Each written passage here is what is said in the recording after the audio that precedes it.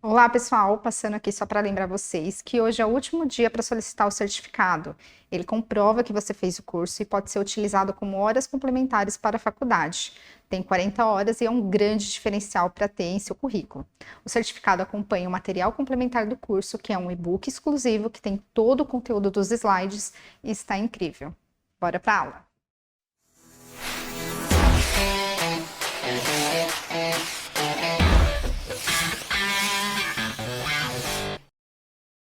Olá, pessoal, estamos de volta para a nossa aula 3 aqui do curso de Suporte Avançado de Vida em Pediatria.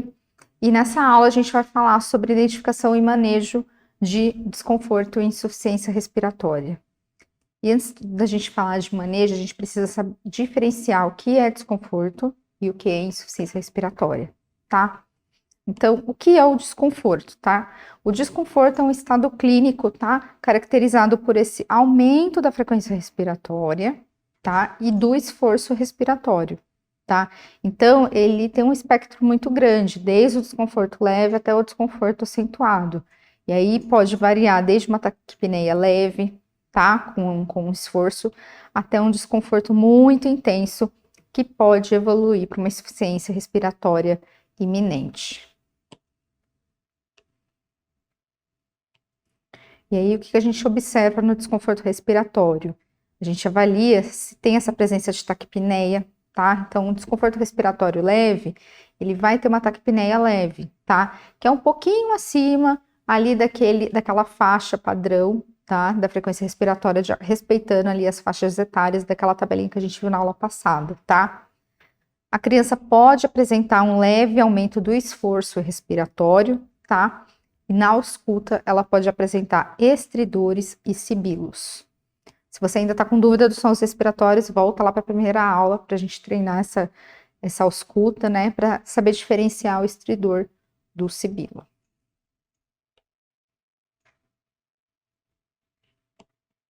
E aí, o desconforto respiratório intenso, como ele difere do desconforto leve? Ele já vai ter uma taquipneia acentuada, tá bom? Vai ter um aumento bem significativo desse esforço respiratório, tá bom? Pode apresentar uma respiração paradoxal, tá? Que é aquela respiração, né?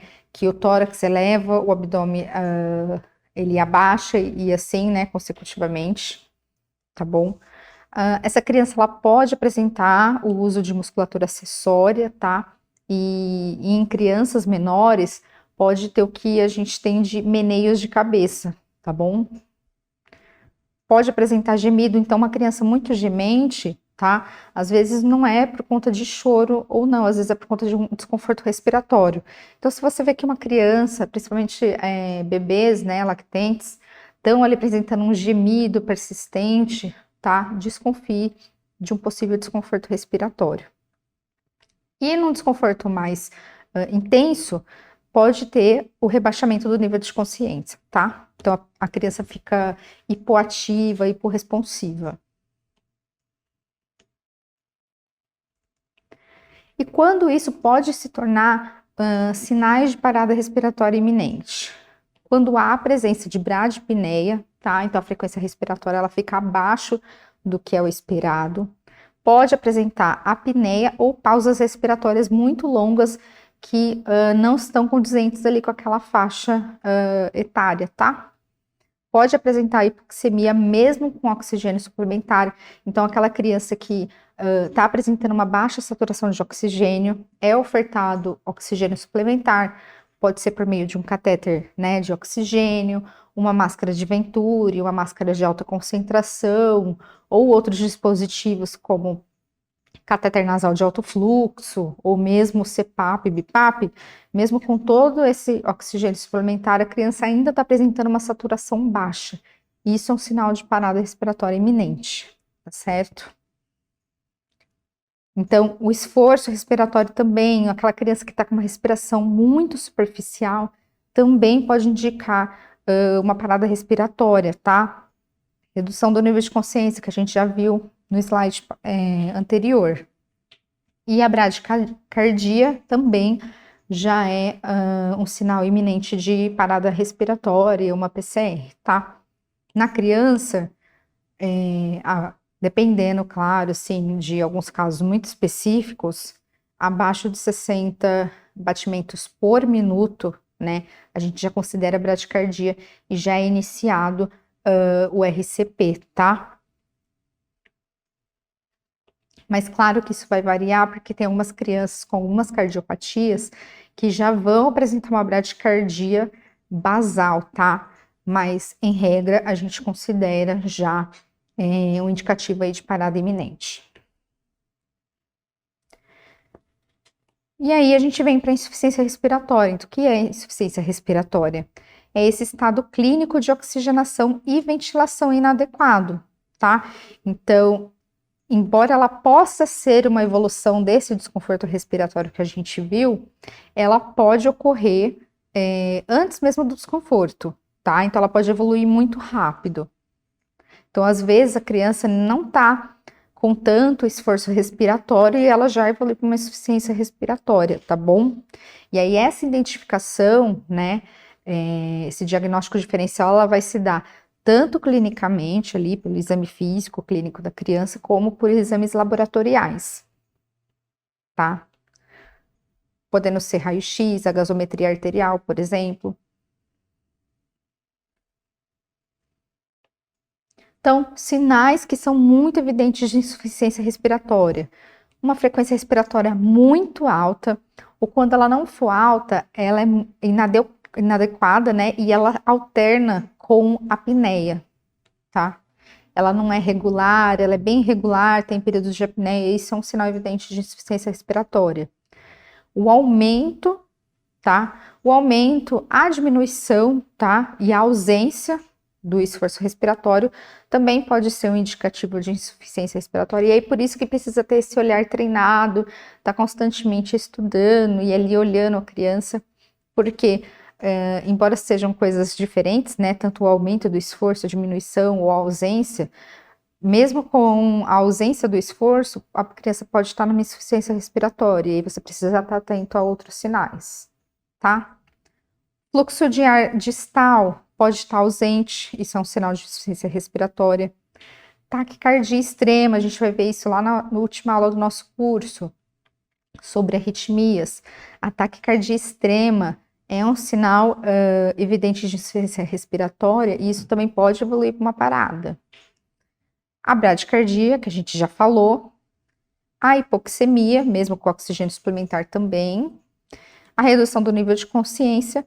E na insuficiência respiratória, a cianose, ela também é um sinal muito evidente, tá? Que isso indica uma gravidade muito grande que a gente precisa intervir rapidamente.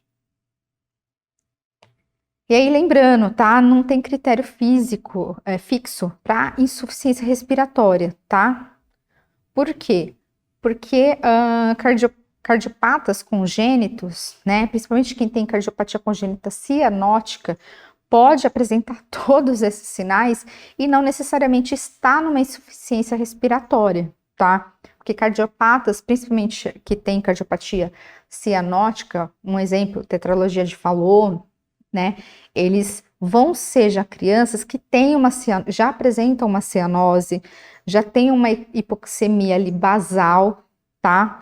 Ou tem uma taquicardia, uma frequência mais diferente ali do que é esperado de uma criança. Então, não tem critério fixo, tá? Tudo isso tem que ser avaliado ali de criança para criança, avaliar comorbidades, fazer tudo isso lá naquela nossa aula de abordagem, né, sistemática de enfermagem da avaliação primária e da avaliação secundária. Então, agora a gente vai falar um pouco dos tipos, né, de problemas respiratórios que podem evoluir para um desconforto ou uma insuficiência respiratória.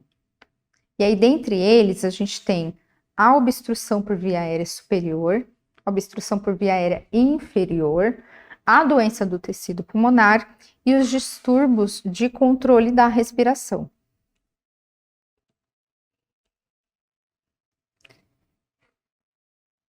E aí, a gente, por fins didáticos, a gente separou, né, esses problemas respiratórios por tipo.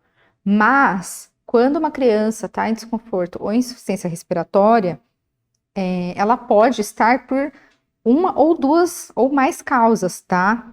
Então, Só até grifar aqui de vermelho para vocês lembrarem. Então, desconforto e insuficiência, ela pode decorrer de vários problemas ao mesmo tempo e consecutivamente. Não tem regra, tá? Então, vamos falar da obstrução da via aérea superior, tá? Na obstrução da via aérea superior, o que a gente tem aqui? A gente pode ocasionar por conta de uma aspiração do corpo estranho, isso pode gerar uma obstrução da via aérea superior, pode ser por conta de uma anafilaxia, tá? Que é uma reação alérgica exacerbada, pode ser uma hipertrofia tonsilar das tonsilas, as amígdalas, tá? Pode ser ocasionada pela croup ou pela epiglotite. Sempre lembrar, it, inflamação, então, inflamação da epiglote, tá? Pode ser por conta de alguma massa, tá? Que comprometa o lúmen da via aérea, tá? E aí pode ser por conta de uma neoplasia, um tumor, um abscesso, tá bom? Essa obstrução também pode se dar por conta de secreções, tá? Da via aérea, mas secreções espessas que podem causar rolhas, tá? Ou outro tipo de obstrução. Pode ser por conta de estenose. Estenose é um estreitamento, tá? Patológico, que causa um estreitamento da via aérea, tá? Existem outros tipos de estenose, mas aqui a gente tá focando na via aérea, então a estenose, vamos supor, de traqueia, tá? E iatrogenias, tá? Então, lembra o que é iatrogenia? Todo aquele procedimento, aqueles procedimentos médicos e de enfermagem que acabam ocasionando uma lesão não intencional no paciente, tá? E aí pode ocasionar uma obstrução da via aérea por conta de uma iatrogenia. Aqui eu trago o exemplo da estenose subclótica pós-intubação orotraqueal, tá? E aí, quais são os sinais, né? Você pode perceber na criança que tem uma rouquidão, tá? Pode ter uma mudança tanto na voz, na fala, quanto no choro daquele bebê. E pode apresentar estridor, tá? Além disso, pode aumentar a frequência respiratória e o esforço respiratório, tá? Você pode ver na criança um aumento da salivação, tá? Isso pode ser um indicativo de obstrução de via aérea superior. E a expansibilidade torácica, ela é deficiente, ela não expande tanto, tá bom? E é isso lá no exame físico que a gente aprendeu na primeira aula, já vai te dar um alerta, tá? De possível obstrução da via aérea superior, você vai já conseguir identificar aquele desconforto respiratório daquela criança.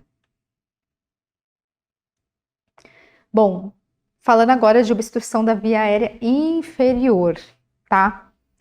O que a gente pode ver na obstrução da via aérea inferior? Isso acontece muito nos casos de asma e bronquiolite, tá? Inclusive, no momento que a gente está gravando, uns meses atrás, teve um boom, assim, né?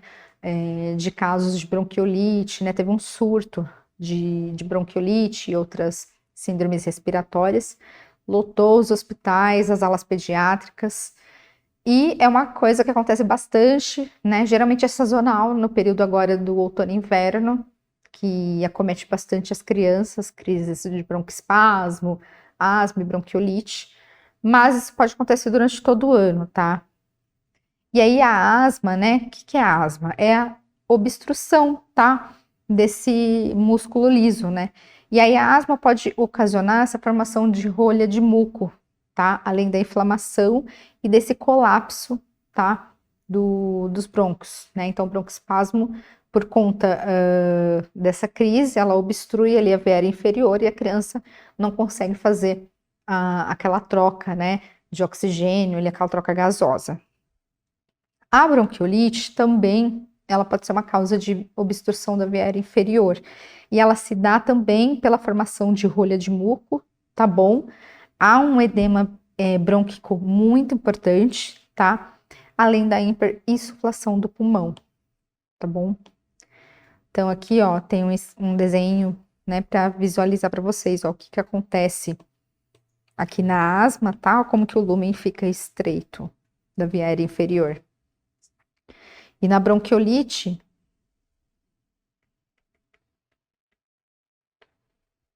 a gente tem essa presença, essa formação, ó, de rolha de muco, tá?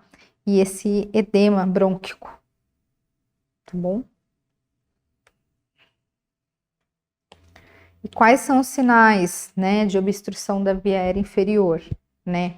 Claro que se você já sabe que a criança está numa crise de asma, broncoespasmo ou bronquiolite, você já vai saber os possíveis sinais, né? Mas criança adentrou ali o serviço, né, de urgência e emergência, você não tem, né, muitas informações. Então você vê que pode ser uma obstrução da via aérea inferior se você observa a fase expiratória, né, mais prolongada e com esforço respiratório. Se você ausculta sibilos, tá, na ausculta pulmonar. Se você verifica que tem uma frequência respiratória elevada e a presença de tosse. Bom, chegamos na questão da doença do tecido pulmonar, tá? Quais são as causas da doença do tecido pulmonar? Inúmeras, tá? Trouxe alguns exemplos aqui. Pode ser uma pneumonia, e aí a pneumonia a gente tem vários tipos, pode ser pneumonia bacteriana, pode ser pneumonia viral, química, pode ser pneumonia por broncoaspiração, tá? Broncoaspiração é quando a criança broncoaspira, por exemplo, comida, leite, né? E conteúdo gástrico, e esse conteúdo vai para o pulmão em vez de ser engolido ali pelo esôfago, tá? E aí, essas partículas, esse alimento, esse líquido que está ali no pulmão, ele vai gerar uma pneumonia. Pode ser por conta também cardiogênica, então pode ser por conta de alguma cardiopatia que essa criança vem apresentar. Pode ser edema pulmonar não cardiogênico, tá? E a gente está falando da síndrome do desconforto respiratório agudo. Pode ser por conta de um trauma que vai gerar uma contusão pulmonar. Pode ser por conta de uma reação alérgica, toxinas, vasculite, enfim, a lista é bem extensa, mas aqui eu trouxe algumas causas que a gente vê bastante na prática clínica. E quais são os sinais da doença do tecido pulmonar que pode se apresentar na criança? Taquipneia, aumento do esforço respiratório. A ausculta pulmonar, a gente verifica a presença de crepitações, estertores. Pode haver a presença de taquicardia, hipoxemia, que eu deixei aqui grifado, que é o indicativo assim, mais comum, tá? Então, crianças que apresentam alguma doença do tecido pulmonar, um dos primeiros sinais é a hipoxemia, tá? Que geralmente é o sinal indicativo que às vezes lá no PA, né, o enfermeiro, o médico já verificar que aquela criança vai precisar ali de um atendimento, né, prolongado e às vezes até de uma internação hospitalar, tá? E além disso, a questão do gemido, tá? Por que as crianças têm esse sinal de gemer, né, quando tá com alguma doença do tecido pulmonar ou algum desconforto respiratório? Porque o gemido é um mecanismo de compensação para manter a pressão positiva na via aérea e impedir o colapso dos alvéolos. Então, o gemido não é manha da criança, tá? Às vezes o gemido, né, pode estar te indicando que a criança está com algum problema do tecido pulmonar, doença do tecido pulmonar, ou algum desconforto ou insuficiência respiratória. E aí sempre lembrar que o gemido é um mecanismo de compensação para manter essa via aérea ali pérvia.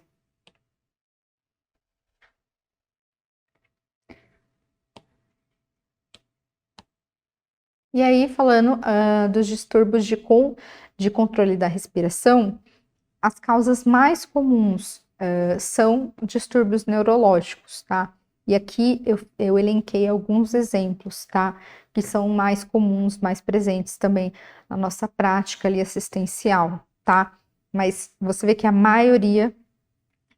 vasta maioria, tem a ver com questões neurológicas, tá? Então a gente pode ter como causa convulsões, tá? Então a criança tem já a epilepsia como diagnóstico, isso pode ocasionar um distúrbio do controle de respiração, infecções do sistema nervoso central, o TCE, que é o traumatismo crânioencefálico, tumores também cerebrais, a hidrocefalia, doenças neuromusculares, anormalidades metabólicas e a overdose ou a sobredosagem de medicamentos também podem ocasionar algum distúrbio do controle de respiração. Por isso, gente, que é o que eu falei lá nas primeiras aulas, por isso tão importante, isso pode ser ocasionado por acidental, né? Às vezes a criança, né, sapeca, tá lá em casa, pega um remédio qualquer, vira lá o frasco do remédio e toma, e isso também pode ocasionar um distúrbio do controle de respiração. Mas isso também pode ocasionar como uma iatrogenia, tá? Como um evento ali durante a internação da criança. Às vezes você não tem ali o controle do peso da criança, e aí o cálculo é feito errado, tá? Porque no peso não condiz com o peso real da criança, você faz uma dose mais alta, e isso pode ocasionar um distúrbio de controle de respiração. Por isso que é importante, tá? Até reforçar aqui.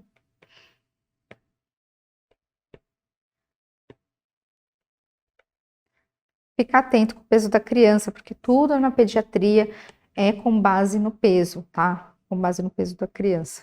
A maioria das coisas. E aí, quais são alguns sinais que a gente observa nesse tipo de distúrbio?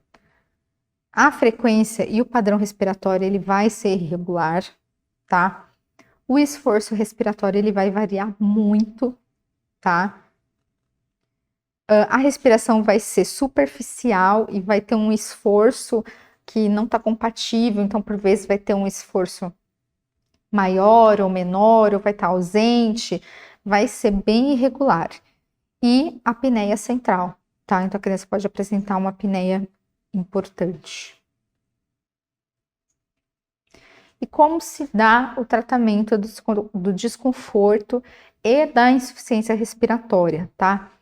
E aqui eu trago algumas intervenções que são várias, tá? Mas nem todas vão ser realizadas, né, ao mesmo tempo, consecutivamente. Então, vai ser conforme a indicação médica, conforme a indicação daquele caso, daquela criança, tá? Mas eu trago aqui os exemplos. Então, sempre manter a via aérea aberta, tá? Para você manter essa via aérea aberta, você mantém a oxigenação e evita uma parada respiratória, enfim. Sempre fazer inclinação da cabeça, tá? Pelo queixo, então sempre quando você faz essa elevação pelo queixo, você deixa a via aérea da criança pérvia, não deixar às vezes o bebê ou a criança posicionado assim, né? Ou de um modo que vá piorar essa obstrução da via aérea, tá? E aí, se você tem uma suspeita de lesão na coluna cervical, você vai fazer essa abertura da via aérea pela anteriorização da mandíbula sem inclinação da cabeça, tá?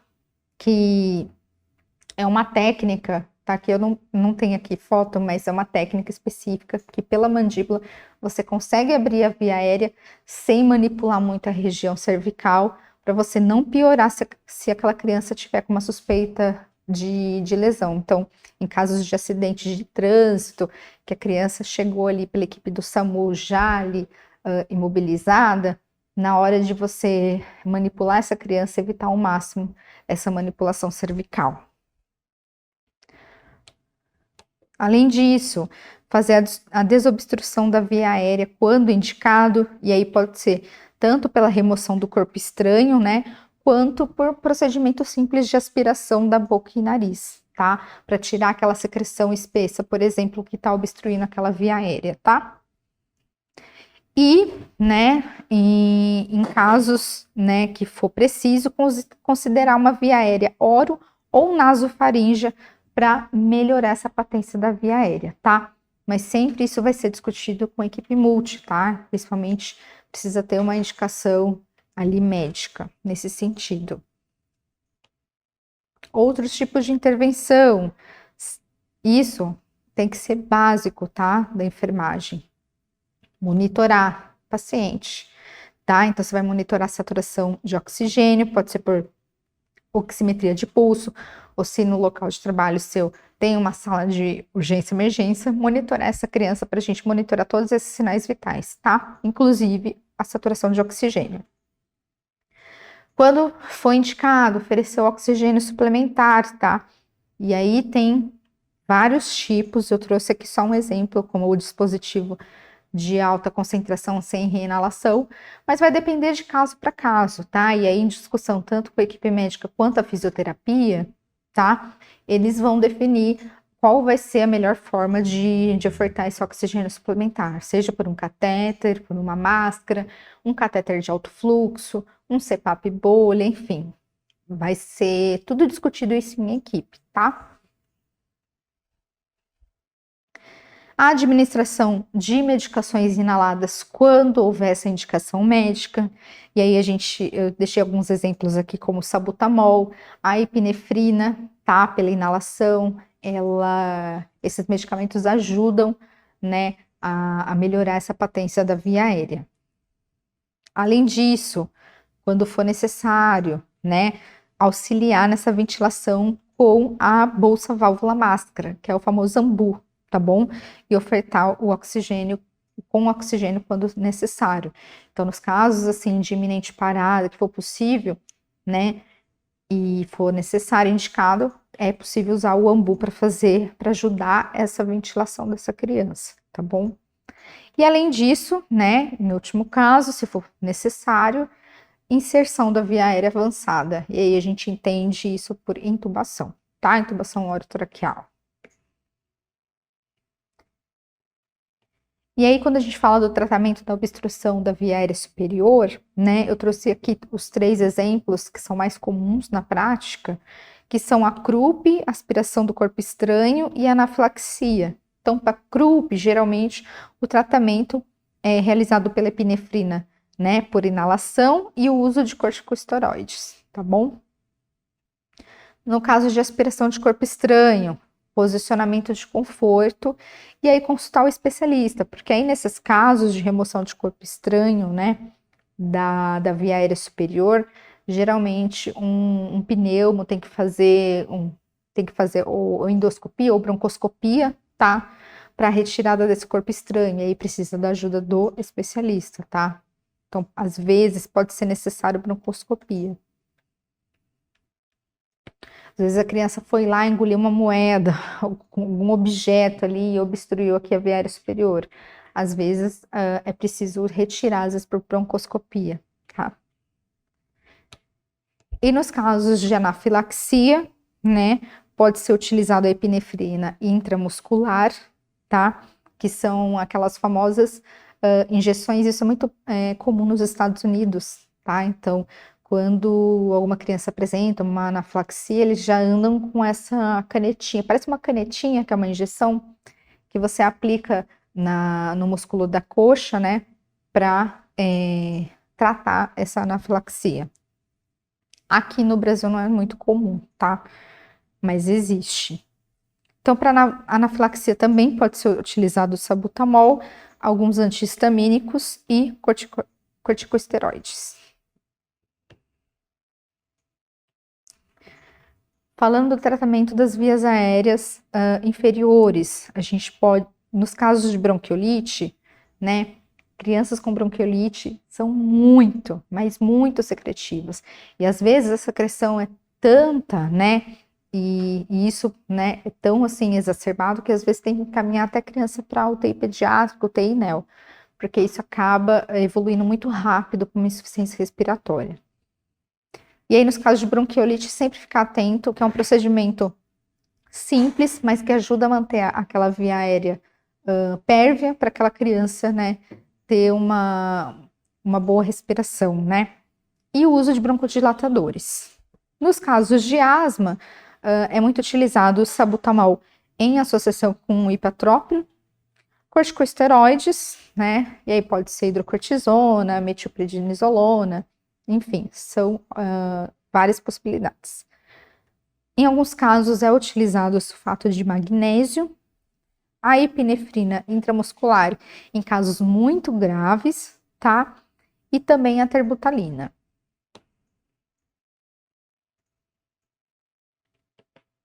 E aí, nos casos de doença do tecido pulmonar, eu trouxe alguns exemplos. Então, em casos de pneumonia ou aspiração química, A gente pode lançar mão de alguns medicamentos como salbutamol, antibióticos, né, para tratar a infecção em si. E em casos de pneumonia, sempre em discussão com a equipe da fisioterapia e a equipe médica, considera-se suporte ventilatório não invasivo ou invasivo com pressão, tá? Com PIP. E aí o PIP, para quem não sabe, é a pressão positiva expiratória final, tá? E é uma forma de aplicação de resistência dessa fase respiratória, objetivando a abertura de unidades pulmonares mal ventiladas ou a manutenção dessa abertura por mais tempo, visando melhorar a oxigenação por meio da troca gasosa. Às vezes, uma criança com pneumonia, ela vai ter essa troca gasosa prejudicada, e aí o suporte ventilatório não invasivo, ele pode auxiliar na melhora, né, dessa patência, tanto da via aérea superior quanto inferior. E aí, alguns exemplos de suporte ventilatório não invasivo, pode ser o cateter nasal de alto fluxo, pode ser o CPAP bolha, pode ser o BIPAP, tá bom? Mas aí a indicação sempre vai variar com relação ao caso da criança, tá? Tudo é discutido ali em equipe. Nos casos de edema pulmonar cardiogênico ou síndrome do desconforto respiratório agudo, também se considera o suporte ventilatório não invasivo ou invasivo, né? Considera o suporte vasoativo e se considera o uso de diuréticos para tratar esse edema, tá bom? Mas aí vai ser uma discussão em equipe com indicação médica, tá? Nos casos de distúrbio do controle da respiração, né, nos casos de envenenamento ou overdose, se considera o antídoto, nos casos de envenenamento, quando é possível, e sempre entrar em contato com o Centro de Informações Toxicológicas, porque eles vão ter uma informação mais fidedigna e mais confiável para tratar aquele caso daquela criança que você está atendendo, tá certo? Nos casos de pique elevada, o que é pique? Pressão intracraniana, tá?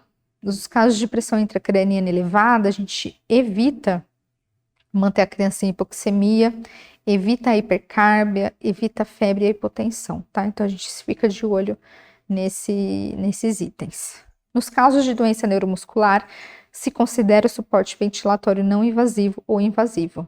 Novamente, tudo isso em equipe, tá, gente? A enfermeira não trabalha sozinho. Equipe de físio, tá?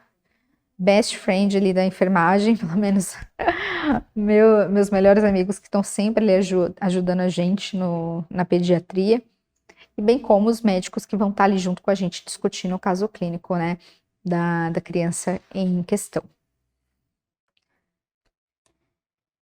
E aí é possível, né, que mesmo durante todos esses esforços, esse tratamento, a criança apresente uma parada respiratória. E para atender a gente precisa estar preparado para essa possibilidade, tá? Embora a gente não queira esse desfecho. E aí, nos casos, o que é parada respiratória? É essa ausência de respiração ou essa apneia com atividade cardíaca. Então, você vê que tem uma atividade cardíaca presente, mas não há ausência de respiração, tá? E aí a gente faz ventilação de resgate, tá? Porque fazendo a ventilação de resgate, a gente previne a parada cardiorrespiratória, que é a parada de fato do coração e dessa respiração, tá bom? E aí, a gente pode trazer num outro momento, né? Ou pode ter até um curso específico para isso, e acho que no suporte básico de vida tem, né? A ventilação de resgate eu trago aqui bem resumido, mas só para gente, para fins didáticos, para a gente ter noção, tá? A ventilação ela é feita com o dispositivo da bolsa válvula máscara, o famoso AMBU. O AMBU precisa ser adequado para essa criança, então você vai usar ou o pediátrico ou o AMBUNEL, tá? Com oxigênio suplementar. E essa ventilação, ela é uma ventilação a cada 2 e 3 segundos, tá? E aí, nessa ventilação, você tem que visualizar o tórax dessa criança. Então, você tem que ver essa elevação do tórax da criança quando você tá fazendo essa ventilação de resgate, tá? Tem que verificar o pulso a cada 2 minutos, tá? Porque como a gente sabe que a parada respiratória pode evoluir para uma parada cardiorrespiratória, a gente precisa verificar se o coração tá batendo, se tá tendo ali a frequência cardíaca presente, tá? E na ausência de pulso, a gente já sabe que a gente já está numa situação de PCR, e aí a gente vai começar com a RCP, tá bom? E usar oxigênio, né, sempre que disponível.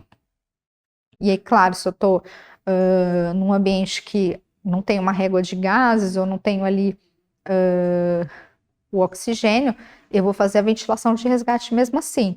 Mas claro que se eu estou num contexto hospitalar, né, num leito de internação, eu vou ter oxigênio, eu vou ligar esse oxigênio no ambu e eu já vou fazendo as ventilações de resgate.